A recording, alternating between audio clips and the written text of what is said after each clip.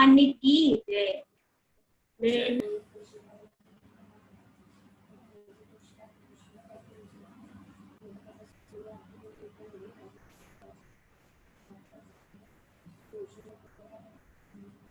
ठीक है, वीडियो ठीक है, नेटवर्क प्रॉब्लम है बहुत।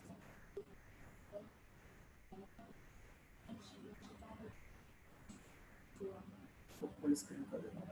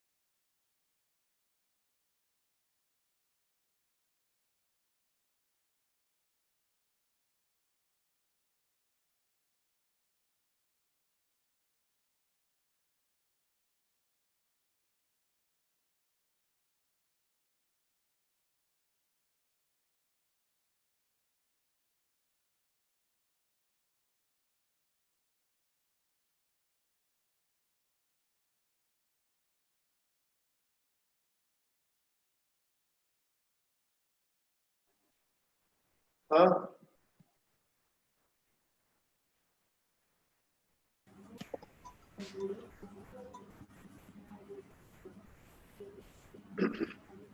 चलिए।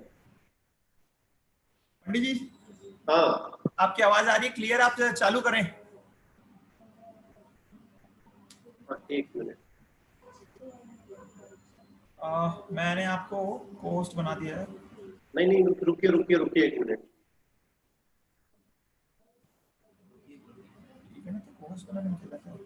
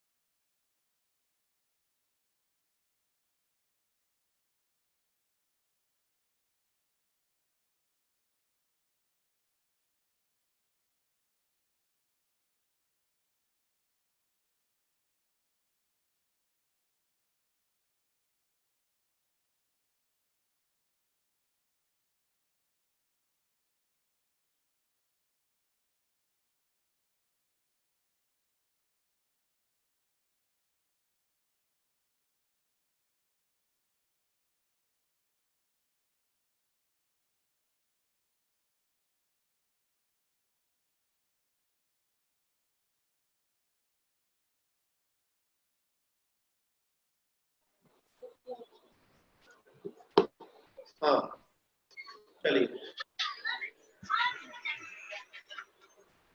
ठीक है। चलिए आज मंगलाचरण कर रहे हैं कोई? भैया जी आप कर दीजिए मंगलाचरण जो करने वाले हाँ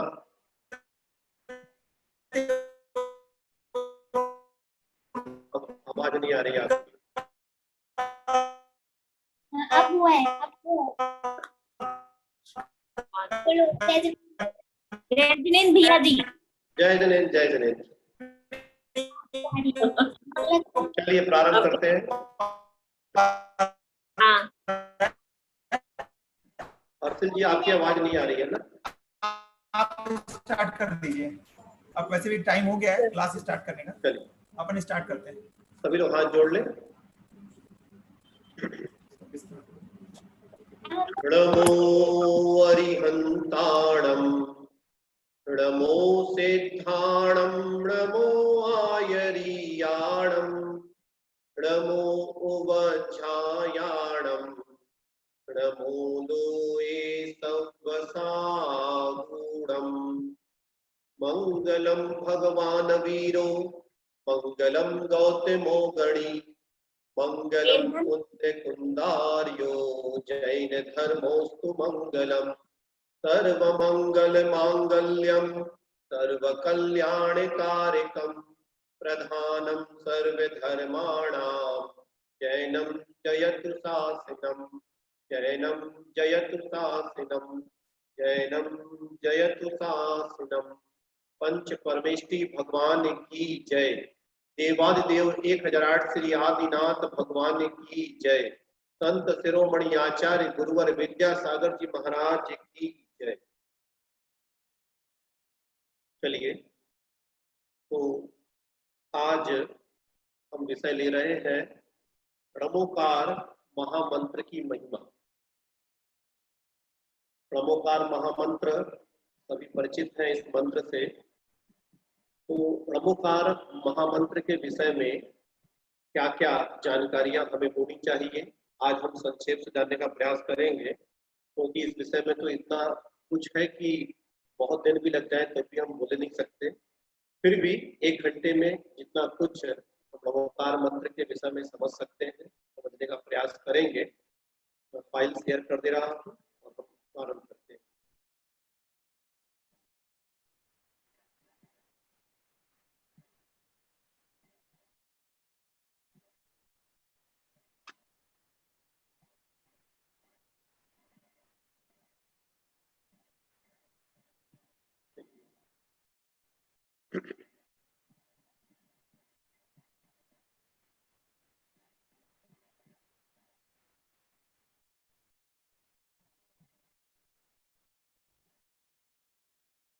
जैसा कि हम सभी जानते हैं ब्रह्मोकार महामंत्र, इसमें 5 परमेष्ठियों को नमस्कार किया गया है।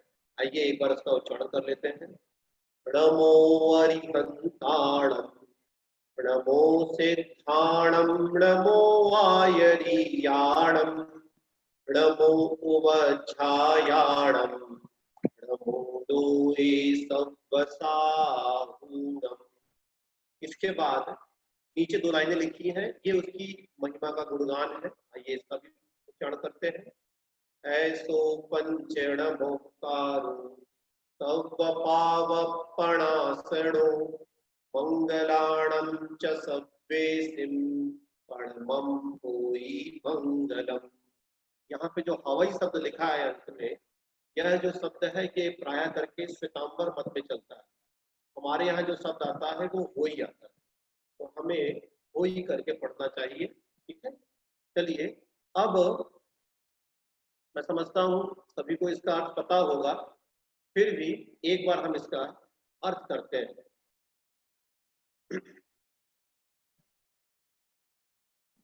तो जैसा कि आप सभी जानते हैं, यह जो ब्रह्मोकार महामंत्र है यह अनादि अनिधन मंत्र है। मतलब इसके रचयिता कोई नहीं है, यह अनादि काल से शाश्वत बना हुआ है। फिर भी वर्तमान में सर्वप्रथम सठ खंडागम ग्रंथ में आचार्य पुष्पदंत और आचार्य भूतबली महाराज ने सबसे पहले इसे मंगलाचरण के रूप में इस ग्रंथ में निबद्ध किया। तो आइए इसका हम पहले अर्थ कर लेते हैं। अर्थ तो सामान्य ही है, लेकिन फिर भी थोड़ा विशेष है, उस हिसाब से समझेंगे। प्रणमो अरिहंताणम अर्थात प्रणमो अर्थात नमस्कार हो, अरिहंताणम अरिहंतों को, नमो सिद्धाणम नमस्कार हो सिद्धों को, नमो आयरियाणम नमस्कार हो आचार्यों को, नमो उवज्झायाणम नमस्कार हो उपाध्यायों को, और नमो लोए सब्ब साहुनम नमस्कार हो लोक के सभी साधुओं को। तो यहाँ पर जो लोए सब्ब शब्द दिया है यह सभी के साथ लगाना है, ठीक है। सबके साथ लगाएंगे तो हमारा अन्वय कुछ इस प्रकार से बनेगा। प्रणमो लोए सब्ब अरिहंताणम, प्रणमो लोए सब्ब सिद्धाणम, प्रणमो लोए सब्ब आयरियाणम, प्रणमो लोए सब्ब उवज्झायाणम, और प्रणमो लोए सब्ब सावुणम। अब इसका अर्थ करेंगे तो अर्थ भी वही है। नमस्कार हो लोक के सभी अरिहंतों को, नमस्कार हो लोक के सभी सिद्धों को, नमस्कार हो लोक के सभी आचार्यों को, नमस्कार हो लोक के सभी उपाध्यायों को, और नमस्कार हो लोक के सभी साधुओं को। प्रायः करके किताबों में जो अर्थ लिखा रहता है आपने देखा होगा, तो जो किताबों में अर्थ लिखा रहता है उसमें क्या लिखा रहता है? अरिहंतों को नमस्कार हो, सिद्धों को नमस्कार हो, आचार्यों को नमस्कार हो, उपाध्यायों को नमस्कार हो, और लोक के सभी साधुओं को नमस्कार हो। वह नमस्कार शब्द अर्थ में बाद में रहता है। भाई अगर महाराज को नमस्कार शब्द बाद में लिखना होता तो वो अरिहंताणम नमो लिखते, सिद्धाणम नमो, लेकिन यहाँ पे नमो शब्द पहले है और बाद में अरिहंताणम। तो इसका भी कारण है, क्योंकि यहाँ नमन करने का भाव हमारे अंदर में पहले होना चाहिए और फिर उसके बाद विचार करना है कि हमको नमन किसे करना है। तो इसलिए नमो शब्द पहले है, इसलिए आपको अर्थ में भी नमस्कार पहले लिखना है। नमस्कार हो लोक के सभी अरिहंतों को, इस प्रकार से हमें इसका अर्थ करना चाहिए। इसके बाद जो हमने उसकी महिमा पढ़ी थी उसको एक बार फिर से देख ले। ऐसो पंच नमोकारो यह पंच नमस्कार मंत्र, सब पावक पणासणो सभी पापों का नाश करने वाला है, ठीक है। और मंगलाणम च सव्वेसिम, सव्वेसिम मंगलाणम अर्थात सभी मंगलों में, परमम होई मंगलम, परमम मतलब पहला मंगल है या होता है। परमम शब्द का दूसरा अर्थ कर सकते हैं कि सभी मंगलों में इसे पढ़ने से क्या होता है, अर्थात इसके पढ़ने से मंगल होता है, कल्याण होता है। तो ये ऐसा मंत्र है जिसके पढ़ने मात्र से हमारा कल्याण हो सकता है, और ये भी कह सकते हैं यह सभी मंगलों में पहला मंगल है। तो इस प्रकार से हमें इस नमोकार महामंत्र का अर्थ करना चाहिए और उसको समझना चाहिए। आइए अब हम इसकी कुछ विशेषताएं देखते हैं कि इस महामंत्र की विशेषता क्या है। तो पहली विशेषता जो मैंने लिखी यहाँ पर, कि नमोकार मंत्र महान महिमा संपन्न महामंत्र, ठीक है। हम सभी जानते हैं कि यह महामंत्र है। महामंत्र इसलिए कह रहे हैं क्योंकि इससे ही सभी मंत्रों की उत्पत्ति हुई है। ये दुनिया का या विश्व का या पूरे लोक का सबसे प्रमुख और सबसे महान मंत्र है। इसे बहुत सारे नामों से जाना जाता है। इसे नमस्कार मंत्र, नमोकार मंत्र, प्रायः करके श्वेतांबर संप्रदाय में नमोकार बोलते हैं, उन लोग नमोकार नहीं बोलते। तो नमोकार मंत्र श्वेतांबर परंपरा में चलता है, हमारे यहाँ शब्द है नमोकार, अर्थ वही है, ठीक है। तो नमोकार मंत्र, मूल मंत्र, पंच परमेष्ठी मंत्र, अनादि अनिधन मंत्र। अनादि मतलब जिसका कोई आदि नहीं है और जिसका कोई अंत नहीं है, ऐसा अनादि अनिधन मंत्र। अपराजित मंत्र, जो कभी भी किसी से पराजित ना हो, महामंत्र, सर्वकालिक मंत्र, पंचमंगल मंत्र, मोक्ष प्रदायक मंत्र, 35 अक्षर वाला मंत्र इत्यादि नामों से भी इस प्रणमोकार मंत्र को जाना जाता है। प्रणमोकार मंत्र शाश्वत और अनादि अनिधन मंत्र है। ये हमेशा से था, इसका किसी ने प्रारंभ नहीं किया, क्योंकि पंच परमेष्ठी भगवान अनंत काल से है और इसमें इस मंत्र में पंच परमेष्ठी भगवान का ही नमस्कार है, उनको ही नमस्कार है, इसलिए ये मंत्र भी अनादि काल से है। कहते हैं णमोकार मंत्र से 44 लाख मंत्रों की उत्पत्ति हुई है। ये कह सकते हैं कि जितने भी शुभ मंत्र हमें दिखाई पड़ते हैं संसार में, वे सभी मंत्र णमोकार मंत्र से ही उद्भूत हुए हैं, उनकी उत्पत्ति णमोकार मंत्रों से हुई है। अगला, णमोकार मंत्र प्राकृत भाषा एवं आर्या छंद में निबद्ध है।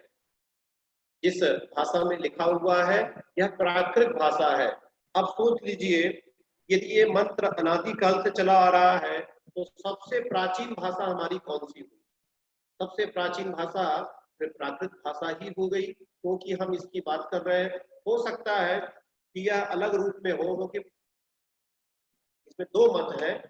इस प्रकार से भी रहता है कि ये नमोकार मंत्र मतलब पंच परमेष्ठियों को नमन, या ये मंत्र अनादिकाल से है लेकिन भाषा के रूप में बाद में निबद्ध हुआ होगा इस प्रकार से। तो इसमें दो प्रकार के मत मिल जाते हैं। तो इस प्रकार से प्राकृत भाषा में निबद्ध है और आर्या छंद में है। तो इसे हमें कैसे लिखना चाहिए? जैसे मैंने आपको भी गाथा लिखी थी, प्राकृत के श्लोकों को गाथा कहते हैं, है ना, प्राकृत के छंदों को, और संस्कृत के छंदों को श्लोक कहते हैं।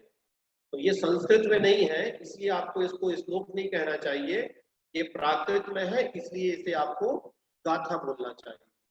तो ये गाथा है। तो इसका उच्चारण कैसे होगा? इसके 4 चरण हैं, क्योंकि प्रत्येक छंद में 4 चरण होते हैं। तो इसका पहला चरण क्या बनता है? णमो अरिहंताणम। फिर दूसरा चरण बनता है णमो सिद्धाणम णमो आयरियाणम। फिर तीसरा णमो वज्झायाणम, और फिर चौथा है णमो नोए सव्यसामम। तो इस प्रकार से ये आर्या छंद इन 4 चरणों में पूर्ण होता है। णमोकार मंत्र में 35 अक्षर है। यदि आप गिनेंगे तो पूरे 35 अक्षर आएंगे और 58 मात्राएं। णमो अरिहंताणम में 7 अक्षर और 11 मात्राएं। जैसे लिखा है ण और मो, ये 2 अक्षर हो गए, फिर आ तीसरा, री चौथा, हा पांचवा, और ता छठवा और ण सातवां। तो ये 7 अक्षर हो गए। फिर उसके बाद में इसी प्रकार से णमो सिद्धाणम, णमो में 3 और सिद्धाणम में कितने हो गए? 1 2 3 अक्षर, आधे अक्षर को नहीं गिनते हैं इसमें। फिर इसी प्रकार से णमो में 3 और आयरियाणम में यहाँ पे हो गए आपके 2, णमो में 2 और आयरियाणम में 5, तो ये 7 अक्षर हो गए। फिर णमो में 2, उवज्झायाणम में भी 5 है तो 7 अक्षर हो गए। और णमो में 2 और लोए सव्यसाहुणम में 7 अक्षर लिखे हुए हैं, तो इस प्रकार से 9 अक्षर हो गए। मात्राएं कैसे गिनते हैं? तो मात्राओं के लिए आपको आधे अक्षर की भी एक मात्रा गिननी है। यदि छोटी ई की मात्रा, छोटे ऊ की मात्रा है तो उसे भी एक ही गिननी है। और यदि किसी शब्द में या किसी अक्षर में बड़ी मात्रा लगी है तो वहां पर आपको 2 मात्रा गिननी होती है। जैसे ण में 1 मात्रा है और मो में 2 मात्रा है, तो णमो की 3 मात्रा हो गई। फिर अरिहंताणम में देखिए, आ की 1, री की 1, हा की 1, हा के ऊपर ना लगा हुआ है, बिंदी लगी है, उसकी 1, ता की 2 और णा और ऊपर बिंदी की मिलाकर के 2। तो इस प्रकार से 11 मात्राएं। इसी प्रकार से आप लगाएंगे तो णमो सिद्धाणम में 9 मात्राएं, णमो आयरियाणम में 11 मात्राएं, णमो वज्झायाणम में 12 मात्राएं और णमो लोए सव्यसाहुणम में 15 मात्राएं हैं। टोटल कुल मिलाकर के 58 मात्राएं और 35 अक्षर बनते हैं। णमोकार मंत्र में 34 स्वर है। जब गिनेंगे पूरे स्वरों को अलग अलग करके तो 34 स्वर प्राप्त होंगे और 30 व्यंजन प्राप्त होंगे, और कुल मिलाकर के इसमें 5 पद बनते हैं। ठीक है ना, 5 परमेष्ठियों के नमनवाचक 5 पद इसमें दिखाई देते हैं। णमोकार मंत्र में पंच परमेष्ठी भगवान को, जो कि हमारे आराध्य हैं, उन 5 परमेष्ठी भगवंतों को यहाँ पर नमस्कार किया गया है। और इसकी विशेषताएं देखें तो णमोकार मंत्र इकलौता ऐसा मंत्र है जिसकी शुरुआत णमो अर्थात नमन शब्द से हुई है। आपको संसार के जितने भी मंत्र मिलेंगे उनकी शुरुआत या तो बीजाक्षर से होती है, ओम ह्रीम, इस प्रकार के शब्दों से होती है। हाँ, दूसरा शब्द भले आपका नमः आ जाए, ओम नमः, फिर आप कुछ भी और लिख दीजिए, लेकिन किसी भी मंत्र की शुरुआत नमः शब्द से या नमो शब्द से आपको नहीं मिलेगी। ये इकलौता मंत्र है, ऐसा मंत्र है जिसका प्रारंभ आपको नमः नमो शब्द से देखने को प्राप्त होता है। एक बार नमोकार मंत्र का शुद्ध उच्चारण 3 श्वासोच्छ्वास में होता है। इस प्रकार से जब हम सांस को खींचें तब हमें नमो अरिहंताणम बोलना चाहिए, जब हम सांस छोड़ें तब हमें नमो सिद्धाणम बोलना चाहिए, फिर जब हम श्वास लें तब नमो आयरियाणम बोले, फिर जब हम श्वास छोड़ें तब नमो उवज्झायाणम बोले, और फिर उसी प्रकार से जब श्वास लें तब नमो लोए बोले, और फिर श्वास छोड़े तब शब्द सागुणम बोले। तो इस प्रकार से 3 श्वास और उच्छ्वास, श्वास लेने को बोलते हैं और छोड़ने को उच्छ्वास बोलते हैं। तो इसी प्रकार से 3 श्वासोच्छ्वास में एक बार शुद्ध नमोकार मंत्र का उच्चारण किया जाता है।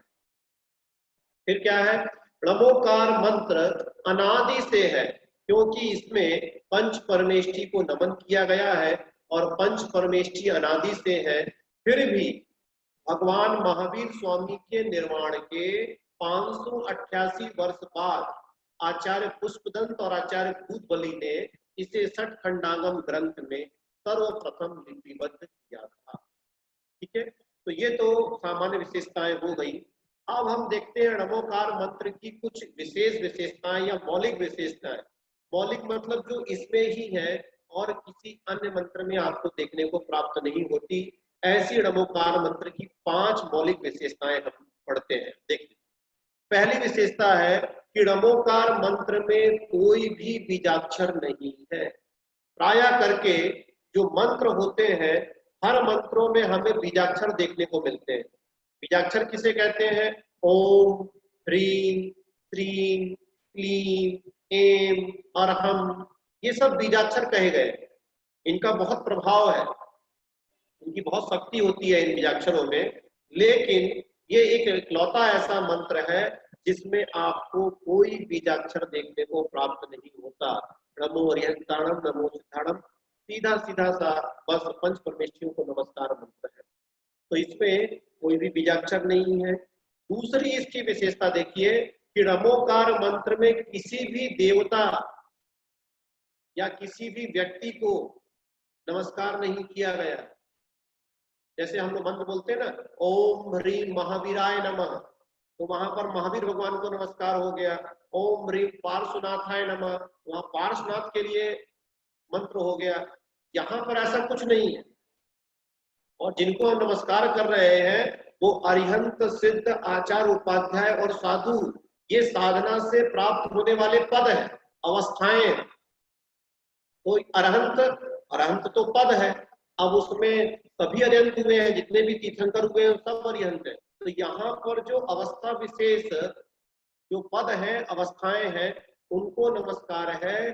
किसी भी तीर्थंकर भगवान को या किसी भी देवता को यहाँ पर नमस्कार नहीं किया गया है। तो नमोकार मंत्र की विशेषता है, यह किसी भी देवता और व्यक्ति को नमस्कार इसमें नहीं हुआ।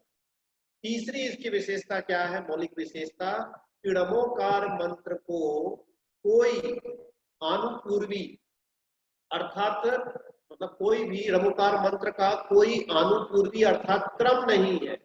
इसके पदों को आगे पीछे भी पढ़ा जा सकता है, नहीं पढ़ना चाहिए, वो विशेष अवसरों पे हम करते हैं, उसका अलग प्रभाव है, लेकिन इसका कोई ऐसा नहीं है आप नमो सिद्धाणम भी पहले बोल दीजिए, नमो आयरियाणम, नमो वज्जयाणम, नमो लोहितसाणम, नमो सिद्धाणम, नमो आयरियाणम, आप ऐसा बोल सकते हैं, है ना। तो इसका, क्योंकि ये पांचों पद अलग अलग है, आप इसको ऐसे पढ़ करके भी इसका यदि आप ध्यान करते हैं तो किया जा सकता है, उसमें कोई दिक्कत नहीं। अगली इसकी मौलिक विशेषता है कि नमोकार मंत्र का प्रत्येक पद और अक्षर भी पृथक पृथक मंत्र है। ये इसकी विशेषता है। लमो अरिहंताणम जो पद है वो अपने आप में एक पूर्ण मंत्र है। नमो सिद्धाणम अपने आप में एक पूर्ण मंत्र है। पांचों ही पद अपने आप में एक पूर्ण मंत्र है। और साथ में यदि आप उनके एक एक अक्षर लेते हो, जैसे हम करते हैं ना, अरिहंत का आ, फिर सिद्ध का सी, आचार्य का आ, असी आउसा, तो वो भी एक मंत्र बन जाता है। और साथ में एक एक शब्द भी, अरिहंत का आ, सिद्ध का सी या अरिहंत का आ, री, ख, सब अपने आप में एक एक अक्षर पृथक पृथक इसका मंत्र रूप में है। इसीलिए इसे महामंत्र कहा गया है। और अंतिम इसकी पांचवी मौलिक विशेषता जो है वह यह है कि णमोकार मंत्र सांत्विक और पौष्टिक कर्म में प्रयुक्त होने वाला मंत्र है। संसार में बहुत सारे मंत्र हैं, जो अलग अलग मंत्र बहुत सारे होते हैं। मंत्रों की अलग अलग वो होती है, मतलब कुछ वशीकरण मंत्र होते हैं, कुछ सम्मोहन करने वाले मंत्र होते हैं, कुछ विद्वेषण मंत्र होते हैं। लेकिन इसमें ये कैसा मंत्र है? ये शांति करने वाला और पुष्टि करने वाला, पुष्ट करने वाला मंत्र है। मतलब आप इस मंत्र के माध्यम से अपनी रक्षा तो कर सकते हो, अपना भला तो कर सकते हो, लेकिन इस मंत्र का प्रयोग आप दूसरे को हानि करने में नहीं कर सकते। आप चाहो कि मंत्र पढ़ करके और मैं दूसरे को हानि कर दूं, तो ये मंत्र कभी किसी का हानि करने वाला नहीं होगा। हाँ, इस मंत्र के जाप से आपका भला हो जाएगा, आपकी रक्षा हो जाएगी, लेकिन इस मंत्र के पाठ करने से कभी भी किसी दूसरे का रंच मात्र भी बुरा नहीं हो सकता है। तो इसलिए इस मंत्र को शांति करने वाला और पुष्टि करने वाला ही मंत्र कहा गया है। तो ये इस मंत्र की 5 मौलिक विशेषताएं हमने यहाँ पर पढ़ी। अब हम देखते हैं कि इस मंत्र के पढ़ने से हमें क्या फल प्राप्त हो सकता है। ठीक है, और भी बहुत सारी विशेषताएं, लेकिन मैं संक्षेप में आपको मैंने समझाया। और देखते हैं हम इसका, तो इसका फल क्या है। कहते हैं णमोकार मंत्र की अचिंत्य महिमा है। इसकी इतनी महिमा है जिसके बारे में हम कह भी नहीं सकते और सोच भी नहीं सकते, विचार भी नहीं कर सकते। इस मंत्र का 108 बार जाप करने से कहते हैं भगवान की संपूर्ण द्वादशांग वाणी के पाठ के बराबर पुण्य प्राप्त होता है।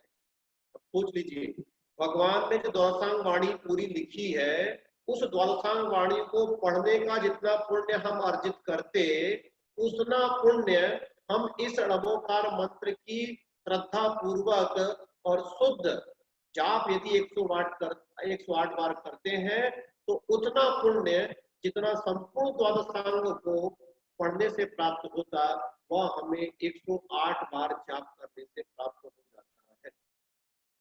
फिर लिखा है णमोकार मंत्र के एक अक्षर को पढ़ने से 7 सागर के पाप कट जाते हैं।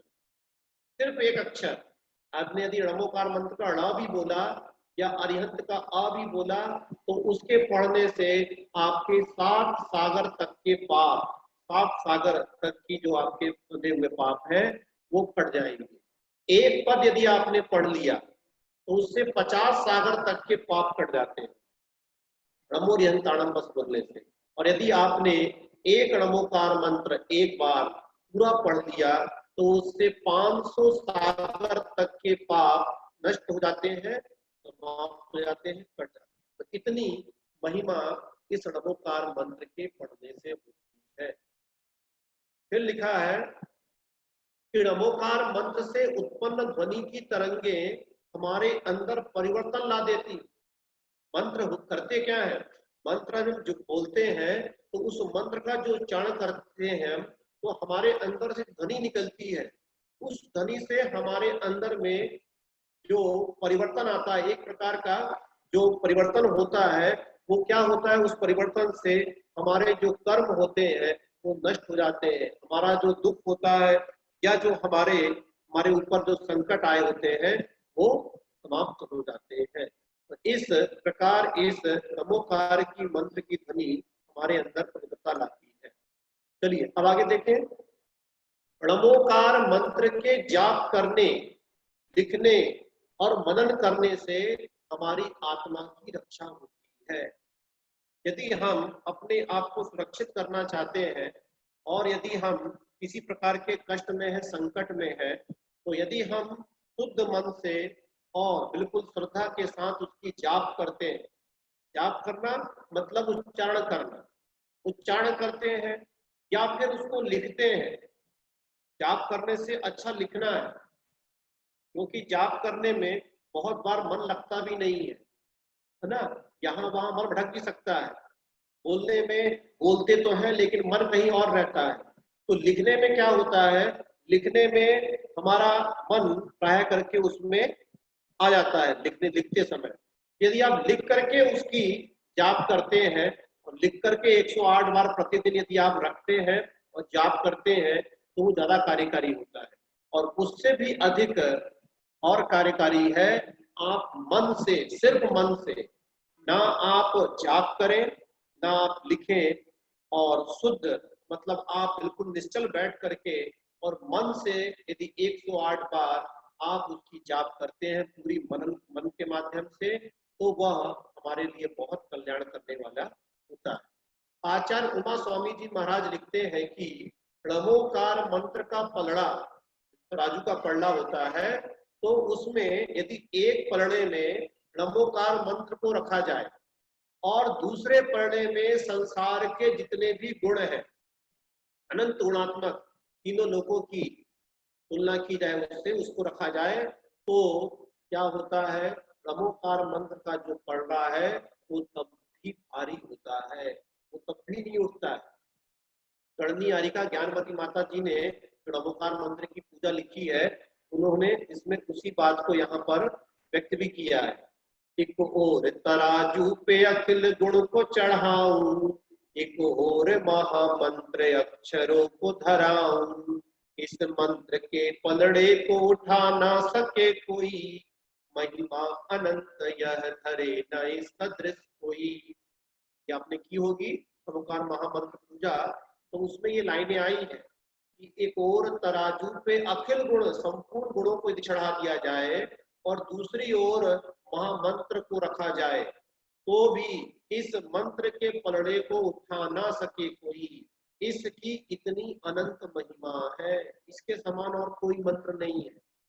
हमें दूसरे मंत्र की तो के बारे में सोचना ही नहीं चाहिए जब हमारे पास महामंत्र है। नमोकार जैसा महामंत्र जब हमारे पास में है और यदि हम उसका जाप करते हैं, ध्यान करते हैं, उसका मनन करते हैं, तो वह हमारे समस्त प्रकार के कष्टों को, संकटों को दूर करने वाला है और साथ साथ में परंपरा से मुक्ति की प्राप्ति कराने वाला भी है। देखिए यहाँ पे क्या लिख रहे हैं, णमोकार मंत्र के चिंतन, मनन और ध्यान से पंच परमेष्ठी पद की प्राप्ति परंपरा से होती है। यदि हम पंच परमेष्ठी पद को प्राप्त करना चाहते हैं, साधु बनना चाहते हैं, आचार्य बनना चाहते हैं, अरिहंत और सिद्धता को प्राप्त करना चाहते हैं, तो हमें निरंतर इस णमोकार मंत्र का जाप करना चाहिए। और यहाँ ये भी लिखा है, लेकिन यह मंत्र संसार में लौकिक संपदाओं को भी प्रदान करता है। परंपरा से मोक्ष की प्राप्ति तो होगी ही होगी, लेकिन जो लौकिक सुख साधन है, संपदा है, उनको भी इस मंत्र के माध्यम से प्राप्त किया जा सकता है। आगे लिखा है कि पुराण ग्रंथों में अनेकों उदाहरण मिलते हैं जिसमें इस मंत्र को मरणासन अवस्था में सुनाने से उन्हें देवगति मिलती है। हमने देखा है कि जो आयु कर्म का बंध होता है, प्राय करके अधिकांश जीवों का मरण के अंत समय में ही होता है, क्योंकि आयु की थोड़ी बढ़ने की प्रक्रिया अलग है और सभी लोगों का, अधिकांश लोगों का अकाल मरण होता है पंचम काल में। तो अकाल मरण में क्या होता है, जब व्यक्ति बिल्कुल एक्सीडेंट हो जाए या कुछ हो जाए तो मरण के अंतिम अंतर मुहूर्त में ही उनका आयु बंद होता है। और यदि अंतिम अंतर मुहूर्त में उन्हें णमोकार मंत्र सुना दिया जाए और उनके परिणाम अच्छे हो जाएं और उसी समय आयु बंद हो रही है, तो निश्चित रूप से जो णमोकार मंत्र सुनते हुए मरण को प्राप्त होगा वह निश्चित रूप से देवगति को ही जाता है। और ऐसे उदाहरण, बहुत सारे उदाहरण आपको पुराण ग्रंथों में, हमारे पुराणों में पढ़ने को मिल जाएंगे कि उन्होंने अंत में णमोकार मंत्र सुनाया और वो जाकर के देव बन गया। पार्श्वनाथ भगवान का आपको उदाहरण मालूम है कि उन्होंने मरते हुए नाग नागिन को सुनाया था और वो जाकर के धरणेन्द्र पद्मावती बन गए थे। आपको जीवनधर स्वामी का उदाहरण मालूम है, उन्होंने मरते हुए कुत्ते को णमोकार मंत्र सुनाया था और वो जाकर के देव बन गया था।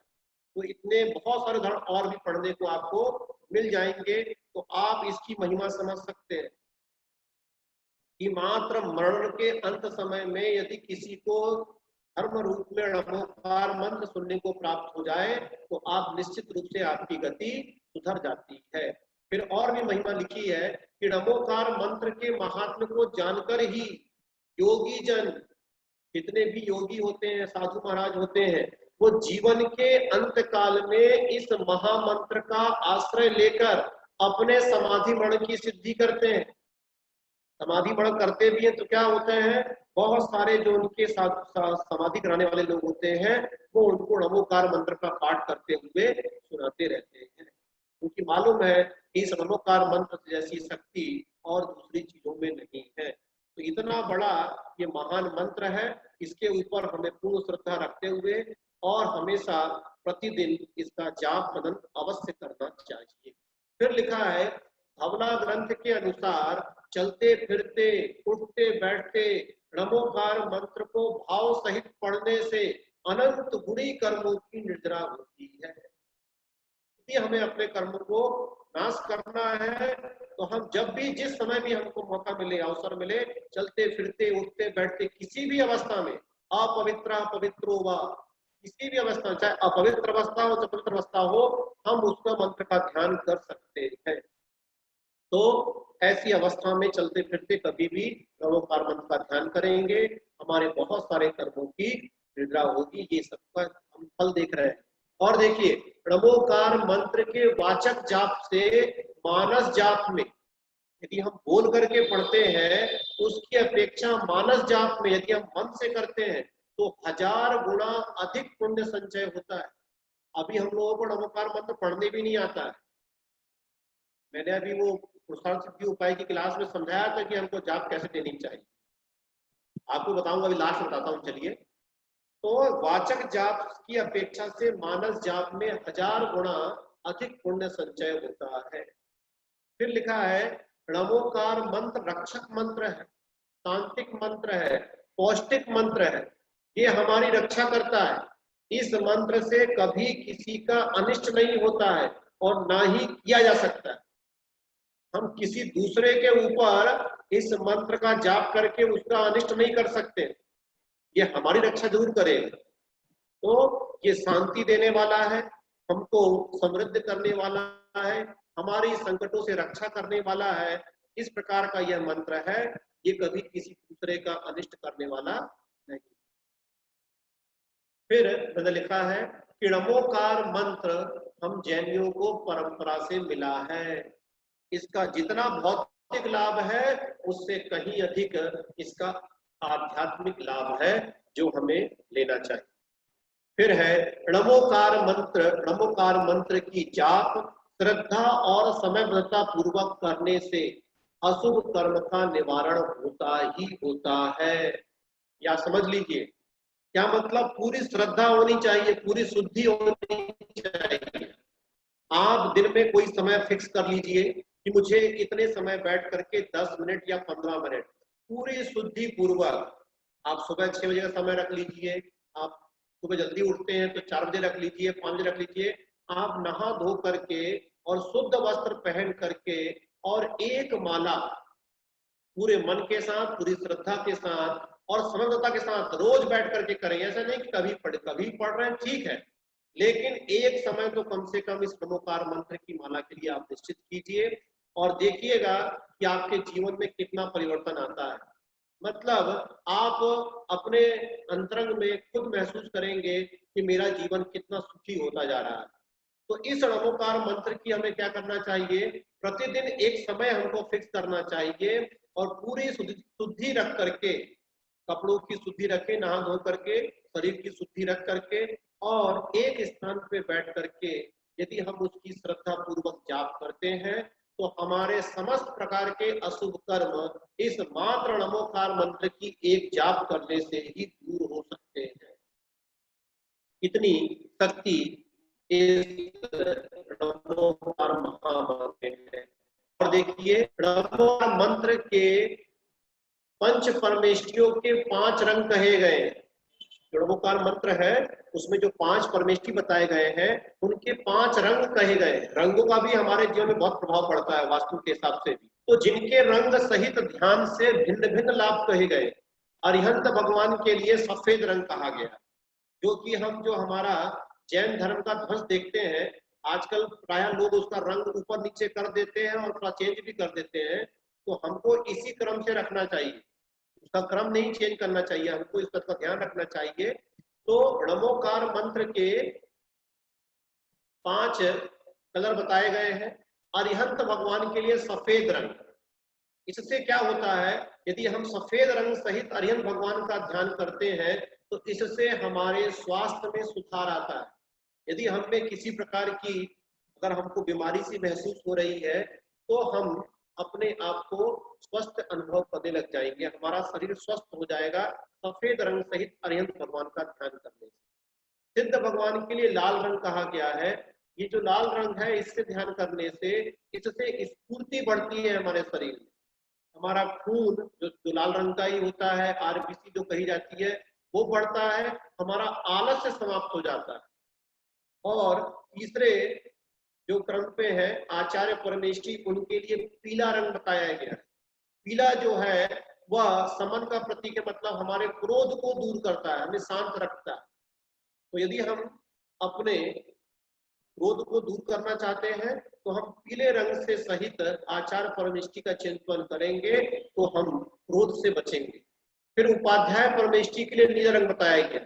नीला रंग जो है वो ज्ञान में वृद्धि हो सकता है, शायद इसीलिए नीले रंग की स्याही का हम लोग प्रयोग करते हैं कि नीले रंग का रहेगा। प्राय करके ब्लू रंग की ही स्याही क्यों यूज की जाती है, इसीलिए की जाती है, तो इससे ज्ञान में वृद्धि होती है। फिर आता है साधु परमेष्ठी का काला रंग। काला रंग क्या होता है, यह प्रतिरोधक क्षमता को बढ़ाता है, इससे हमारी प्रतिरोधक क्षमता बढ़ती है। आपने देखा होगा कि जितने भी काला रंग रहते हैं वह सब रिफ्लेक्ट करने वाले होते हैं। तो जो काले रंग सहित यदि हम साधु परमेष्ठी का चिंतन करेंगे तो जितनी भी बुरी एनर्जी है जो हमारे पास आ रही है वह लौट जाएगी, वो हमारे पास आ नहीं पाएगी। तो इस प्रकार से हमारे शरीर की जो प्रतिरोधक क्षमता है वह इस रंग के साथ साधु परमेष्ठी का ध्यान करने से बढ़ती है। तो यही क्रम हमारे उस पंच रंग वाले जिन ध्वज में भी इसी प्रकार की व्यवस्था की गई है। चलिए, नमोकार मंत्र की महिमा के उदाहरण बहुत सारे हैं, अचिंत्य महिमा है। मैंने थोड़ा समय नहीं था तो बना नहीं पाया, लिखना था मुझको और बहुत कुछ, लेकिन मैं लिख नहीं पाया। अब मैं आपको 1-2 उदाहरण बस दे देता हूँ और आपको समझा देता हूँ। तो एक सूरजमल जी करके एक ब्रह्मचारी जी हुए, ठीक है, उनकी एक जीवन की घटना मैं आपको सुनाता हूँ, और भी बहुत सारे उदाहरण हैं। एक बार क्या हुआ, वो एक ट्रेन में सफर कर रहे थे, तो सफर करते हुए वो अपनी सीट में जाके बैठ गए। तभी वहां पर एक ओघड़ बाबा आया। ओघड़ बाबा जो जादू मंत्र इत्यादि करते हैं, बहुत काम जहां रखे रहते हैं, दूसरे धर्म के जो होते हैं, वो ओघड़ बाबा आया और जितने भी वहां आसपास में लोग थे सबको डरा डरा करके भगा दिया उसने, सबकी सीट खाली करवा लिया और वहां आकर के बैठे लगा। अब वह बाबा जी को भी उठाने लगा, उनको ब्रह्मचारी जी को भी। तो ब्रह्मचारी जी उठे नहीं, बोलते तो मेरी सीट है, मैं तो यहीं बैठूंगा। तो बोले बच्चा उठ जा, नहीं तो खा जाऊंगा तुझे कच्चा, ऐसा करके डराने लगे। बोलता जो आपको करना है कर लीजिए, मैं तो यहीं बैठूंगा। तो सूरजमल जी वहां से नहीं उठे। फिर क्या हुआ, उसको क्रोध आ गया और क्रोध आकर के वो मंत्रों का जाप उसने शुरू कर दिया और मंत्र पढ़ने लगा। और उसने मंत्र शुरू किया तो इनको लगने लगा कि भैया कुछ ना हो जाए, क्या करना चाहिए। अब उस समय में हमारे लिए सबसे बड़ा रामबाण क्या है, सबसे बड़ी औषधि नमोकार मंत्र। तो उन्होंने भी नमोकार मंत्र का जाप करना शुरू कर दिया। एक तरफ से ओघड़ बाबा अपने मंत्र पढ़ रहा है नुकसान करने के लिए उनका, और वो दूसरी तरफ से नमोकार मंत्र का पाठ कर रहे हैं। 2 घंटे तक लगातार इसी प्रकार से चलता रहा, वो मंत्र पाठ करता रहा, ये भी अपने नमोकार महामंत्र का पाठ करते रहे। 2 घंटे बाद देखा जाता है कि जो ओघड़ बाबा होता है वो पूरा पसीना पसीना हो जाता है, और वो जब पस्त हो जाता है तो वो बाथरूम चला जाता है वहां पर, और कहते हैं कि बहुत देर तक बाथरूम से लौटता ही नहीं। फिर लोग देखते हैं कि अभी तक लौटा क्यों नहीं, क्या बात हुई, तो जा करके जब देखते हैं उसको, बाबा को, तो वो वहीं पर ढेर हो जाता है, मतलब वहीं पर उसकी मृत्यु हो जाती है। क्यों हो जाती है, क्यों मृत्यु हुई? क्योंकि उसने उन ब्रह्मचारी जी के ऊपर, उन सूरजमल जी के ऊपर उन्होंने क्या किया था, उस ओखड़ बाबा ने मारण मंत्र का प्रयोग किया। और मारण मंत्र की ये विशेषता होती है कि वो जा करके जिसके लिए किया जा रहा है, या तो उसका वध करेगा, उसको मार देगा, और यदि वो उसको नहीं मार पाएगा तो जो लौट करके आएगा तो वो तुमको ही मार देगा। तो वही हुआ, उसने मारण मंत्र गुस्से में आकर के उनके ऊपर फोड़ा, लेकिन उस नमोकार मंत्र के पाठ से उस क्या हो गया, उनके चारों तरफ एक अदृश्य शक्ति या अदृश्य कवच टाइप का बन जाता है।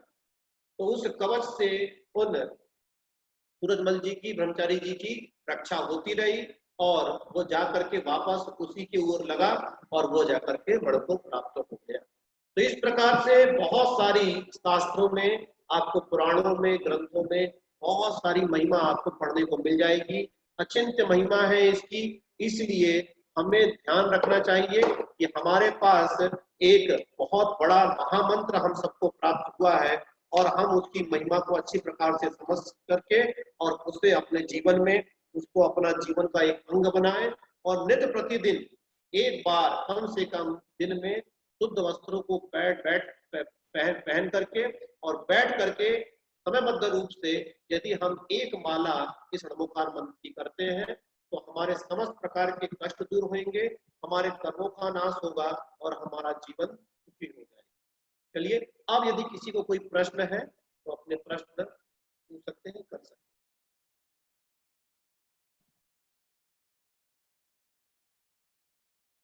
हैंड रेस करके अपने प्रश्न आप लोग पूछ सकते हैं मुझसे।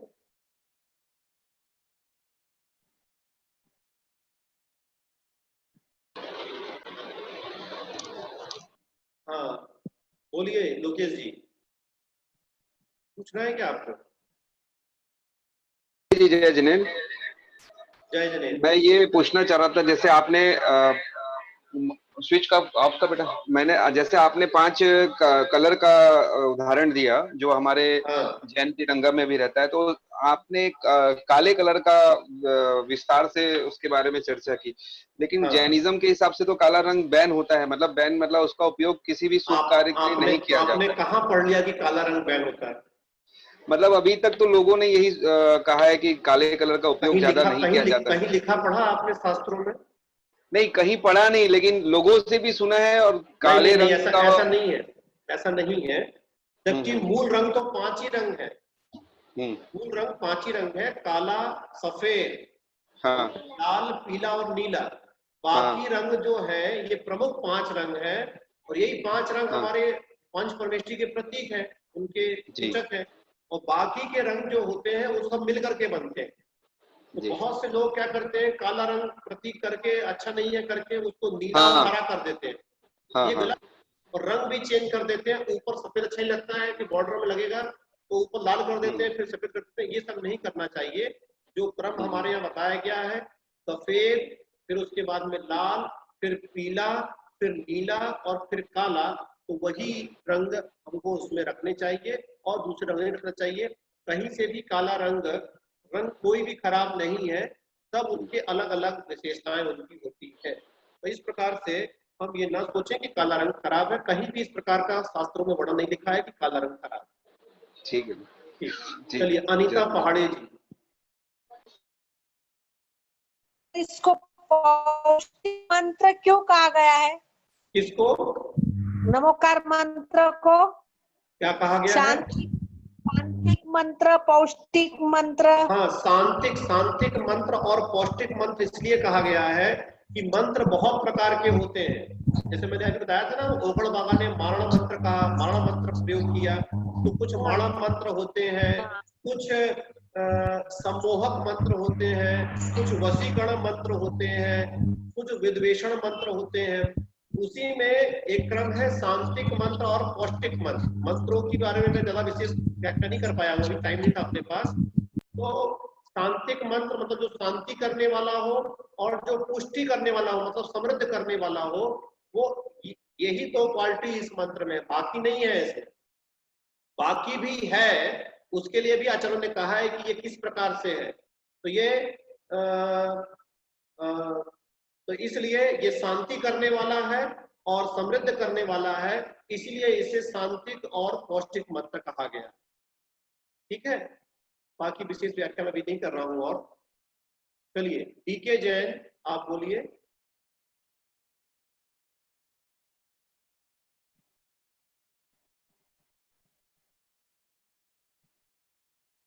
नहीं है। हाँ, ये वर्षा जैन। जो भी प्रश्न पूछना चाहते हैं वो अपना वीडियो ऑन कर लें।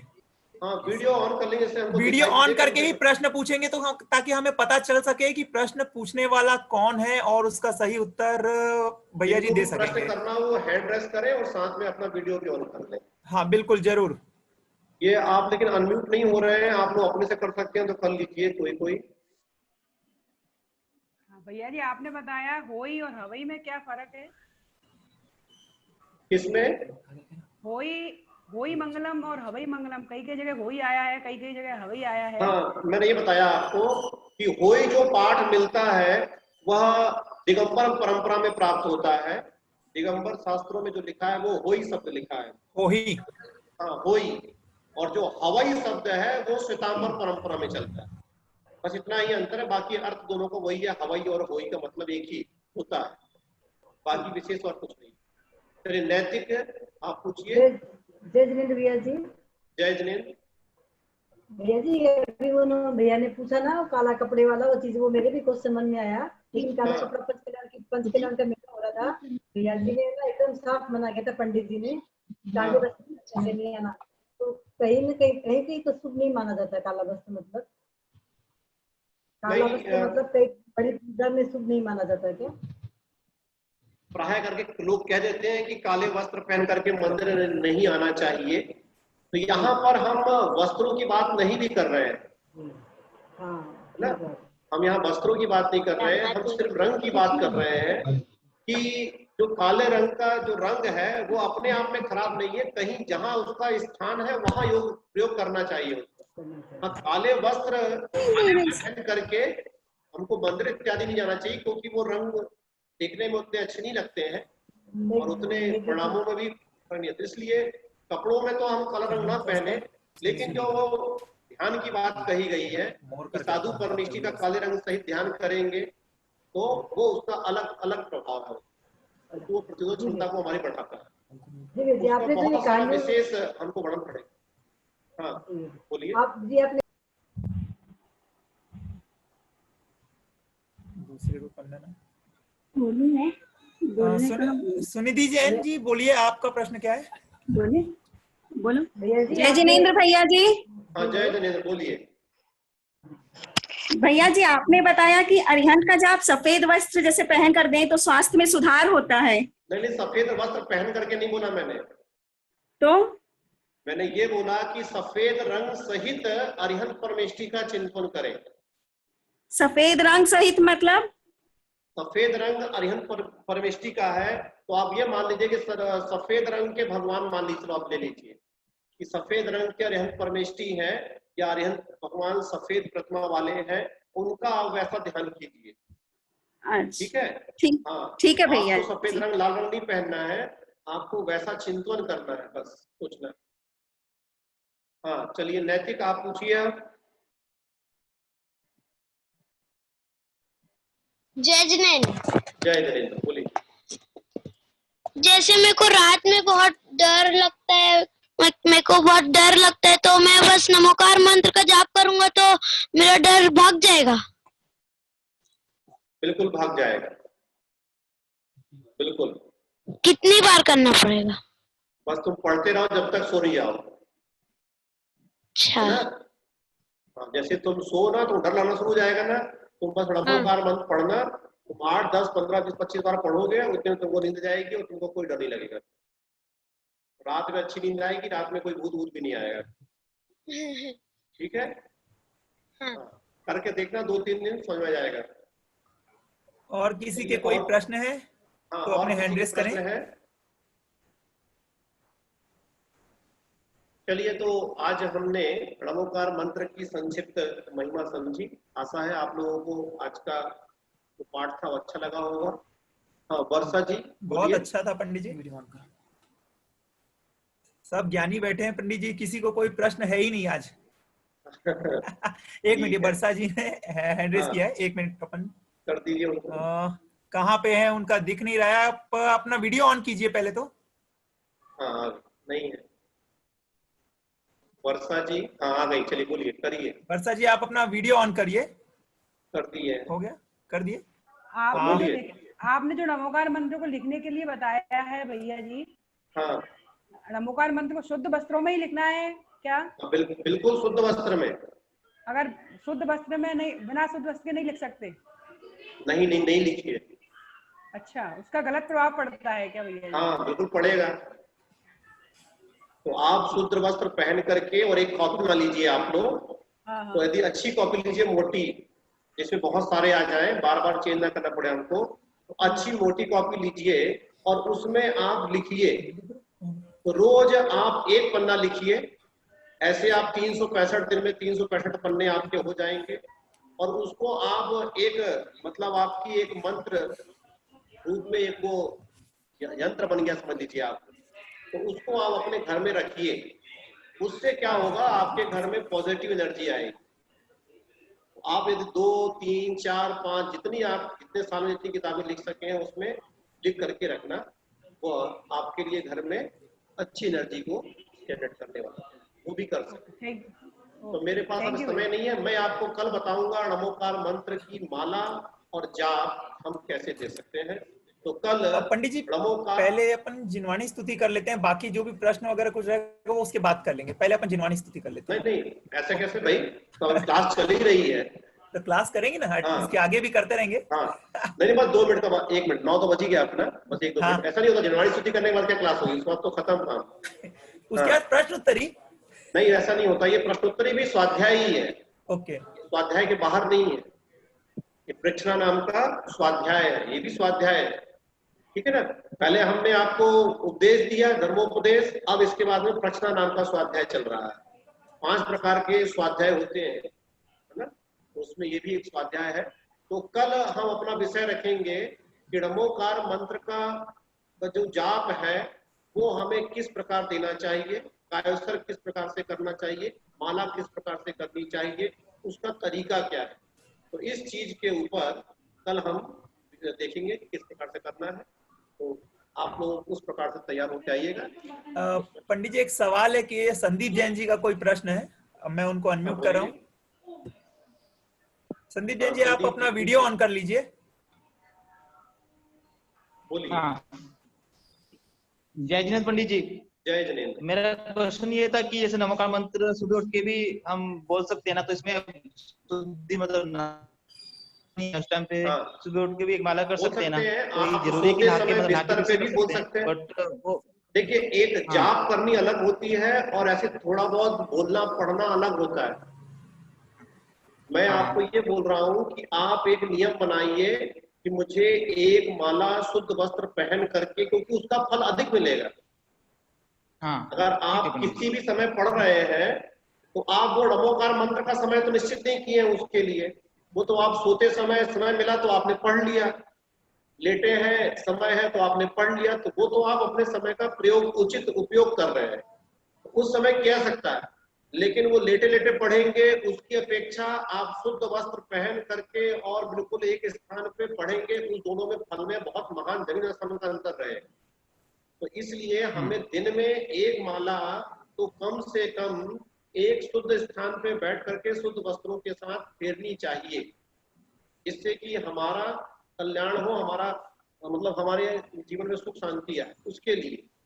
और वो हम अन्य समयों में, जैसे आप गाड़ी चला रहे हैं, गाड़ी चला रहे हैं तो क्या है, उसको कुछ काम तो है नहीं, बस देखना है सामने, ठीक है, तो आंख उसका काम कर ही रही है, लेकिन हम मंत्र का जाप भी अंदर अंदर में कर सकते हैं, मन में कर सकते हैं ना, मन में जाप कर सकते हैं। हाँ, मन में जाप बोल भी सकते हैं, बोलने की दिक्कत भी नहीं है, आप बोल सकते हैं, आप मन में जाप कर सकते हैं, गाड़ी चलाते जाइए, तो वो तो हमारे उस समय का हम उपयोग कर रहे हैं मंत्र जाप में, तो उसका हमको फल मिलता है।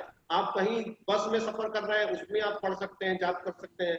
तो ऐसे आप किसी भी समय में आप इसका, चाहे वो आप किसी भी अवस्था में हो, आप पढ़ सकते हैं, उसका चिंतन कर सकते हैं, तो उसमें आपको किसी प्रकार की कोई हानि नहीं होगी। लेकिन जब हमने नियम लिया है तो हम शुद्ध दशा में भी उसका एक जगह बैठ करके समयबद्ध तरीके से करें, तो वो ज्यादा फल को हमको देने वाला।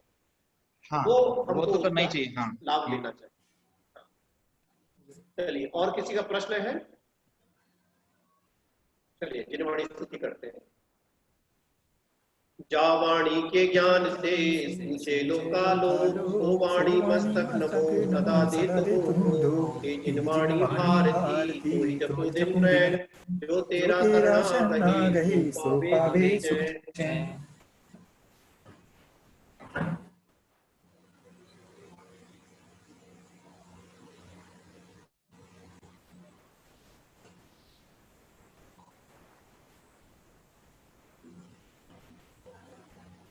द्वादशांग जिनवाणी माता की जय। ठीक है, तो कल हमारा विषय रहेगा कि हमें कायोत्सर्ग कैसे करना है और माला कैसे देनी। ठीक है, वो हम सीखेंगे कि कल किस प्रकार से हमें मंत्र जाप करना चाहिए। सभी को जय जय। ओके, जितने भी लोगों ने क्लास अटेंड की है, मैं उन सब से अनुरोध करना चाहता हूं कि वे पेन कॉपी अपने सब साथ में लेके बैठे और जो नोट्स जो पंडित जी पढ़ा रहे हैं उस विषय को अच्छे से समझें। जब ये 3 विषय हो जाएगा उसके बाद हम एक क्विज रखेंगे जिसमें हम इन प्रश्नों को पूछेंगे, और जो इन एक ऑनलाइन क्विज होगा ये, और जो भी इस प्रश्नों के सही उत्तर या जो फर्स्ट सेकंड थर्ड पोजीशन में आएगा हम उन्हें पुरस्कृत करेंगे। ठीक है, तो अपने नोट्स बनाइए और नोट से थोड़े थोड़े बाहर के भी, विषय से बाहर भी और कुछ प्रश्न रहेंगे जिन्हें आप जो इन्हीं विषय से संबंधित है लेकिन जो इस कक्षा में नहीं हुए, आप उन्हें खुद ढूंढिए, जिनवाणी में खोजिए, हम उसके भी प्रश्न पूछेंगे। और जितने भी लोग बैठे हैं हमारा उनसे अनुरोध है कि वे अपने बच्चों को भी साथ में लेके आए, छोटे बच्चों को भी इस कक्षा से जोड़ें। ऐसा हम चाहते हैं कि बच्चे भी इस कक्षा से जुड़ें। जितने ज्यादा से ज्यादा बच्चे इस कक्षा से जुड़ेंगे उतना ज्यादा अच्छा रहेगा। आगे चल के धर्म को प्रभावना बच्चे ही करने वाले हैं, इसलिए हम चाहते हैं कि बच्चे जितने ज्यादा से ज्यादा हो सके उन्हें जरूर से जरूर जोड़ें इस कक्षा से। धन्यवाद। जय जी ने सभी को। आज की कक्षा को यहीं विसर्जित करते हैं। धन्यवाद।